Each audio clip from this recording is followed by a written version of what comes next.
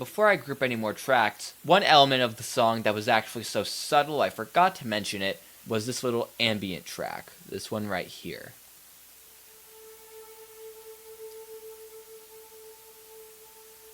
You can make ambient pads in several different ways, but the way I made this pad was by taking Ableton's grand piano preset, the one that comes default with every copy of Ableton, and then adding a lot of effects onto it, adding some distortion and EQing, and then of course reverb because it's a pad, to create this very organic sound that's harder to achieve from a synth.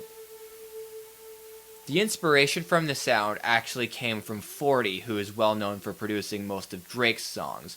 In an old interview of his that I read, he stated that a lot of his ambient pads, which people think are synths, are actually piano sounds that he distorted and put other effects on. So with that inspiration, I made this ambient pad, and I use a similar technique for a lot of ambient pads in my songs. We won't be grouping this, but if we had more ambient pads that we wanted to process all together, we'd be grouping those. And for our last group, we'll take our 3 effects, and then we'll click Group Tracks, and we'll just call it Effects. Now that we have everything in groups, it's a lot easier to look at and a lot easier to manage. If I want to look at my drums, I can just click, and there's my drums. I can tweak anything I want to, and when I'm done with that, I can click again, and it's gone. While the cleaner aesthetic and convenience might be a nice feature of grouping sounds, the main reason why I put sounds of the same category into these different groups is because it's essential for making a good mixdown on your tracks. Basically what I'll be doing for these groups is I'll be putting effects onto the groups themselves to compress all of the sounds together, putting them at an even volume and having them all affected together.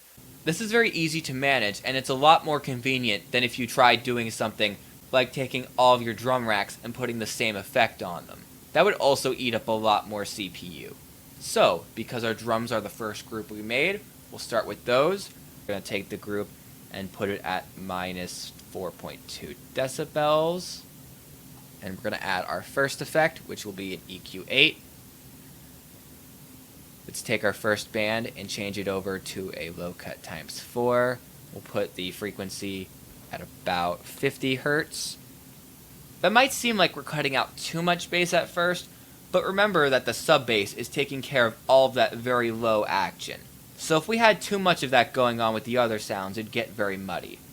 About 40 to 50 hertz works really good for kicks and snares where you just want enough punch. Now we'll take our 4th EQ band, which is a high shelf. We'll put this at about 5.10 kilohertz. And now we're going to solo our group.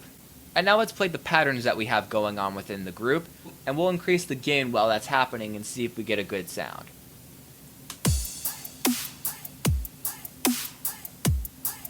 Maybe about 1.12.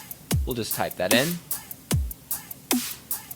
Boosting up those high frequencies just enough so it doesn't become dull. Now we're going to add on a compressor. We'll set the ratio to about 2.51. And now let's play with the attack and see if we get a good sound.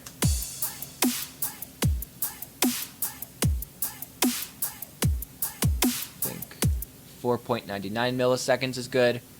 And we'll leave the release at 50 milliseconds. And now we'll turn down the threshold.